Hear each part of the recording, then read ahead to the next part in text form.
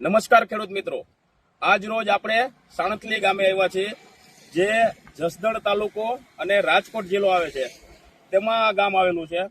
તો હાલ આજે આપણે એક જીરાના ફિલ્ડ વિઝિટ માટે આવ્યા છે, જ્યાં એક પ્રગતિશીલ ખેડૂતે તેના ખેતરમાં જે એક પ્રોડક્ટનો સ્પ્રે કર્યો છે તેના શું ફાયદા છે, કઈ રીતે કામ કર્યું છે તે આપણે વિસ્તૃત ચર્ચા તેને મળીને જ કરશું. તો આપણું એક નામ જણાવી દેજો ને. રસિકભાઈ. અને આપણે જે આ ડિસ્ટ્રોયનો સ્પ્રે કર્યો એના આપણે કેટલાક દિવસ થયા હશે? 20 દિવસ. એટલે જીરું 20 દિવસનું હતું ત્યારે માર્યું હતું, 10 દિવસનું હતું ત્યારે માર્યું હતું? ઉગ્યા પછી 20 દિવસે. ટૂંકમાં જીરું ઉગ્યા પછી 20 દિવસે ડિસ્ટ્રોયનો સ્પ્રે થયેલો હતો.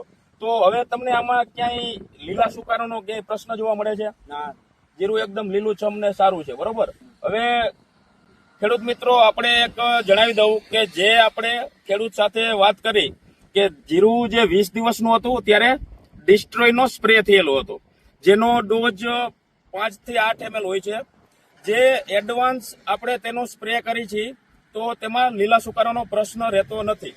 તો જે કોઈ ખેડૂત મિત્રો આ વિડીયોના માધ્યમથી જે સાંભળતા હોય, જે ડિસ્ટ્રોય પ્રોડક્ટ છે, જે હાલ જીરાની અવસ્થા 20 દિવસની હતી ત્યારે તેનો સ્પ્રે થયો છે, જે સ્પ્રે કર્યા પછી એમાં એક પણ જાતનો લીલા સુકારાનો પ્રશ્ન નથી. તો ત્યારબાદ અત્યારે આપણે જે પિયત આપ્યું, તો તે પિયતમાં જે મેટાલેક્સિલ, જે મેન્ટિસના નામથી આવે છે, જે હાલ અત્યારે પિયત 2 દિવસ પહેલા આપેલું છે, તેમાં મેન્ટિસ જમીનમાં એને વીઘે 200 ગ્રામ લેખે આપેલું છે. તો તેનાથી આપણે અત્યારે જે કોઈ પણ છોડ સુકાયેલા જોવા મળે છે કે નથી મળતા? ટૂંકમાં જીરું હતું સારું દેખાય છે અને સારું ઊભું છે, બરોબર. તો હાલ આપણે જીરામાં જે પિયત આવતું હોય ત્યારે અને પિયત આપી દીધા પછી જો કોઈ પણ લીલા સુકારાનો પ્રશ્ન હોય તો એડવાન્સમાં જો આપણે ડિસ્ટ્રોયનો સ્પ્રે કરેલો હશે તો તેનો આપણે સચોટ એનો રિઝલ્ટ જોવા મળશે. અને જો પિયત આપતા હોય તો મેટાલેક્સિલ, જે આપણે મેન્ટિસ કરીને આવશે, તે વીઘે 200 ગ્રામ આપવાથી સુકારાનો પ્રશ્ન રહેશે નહીં.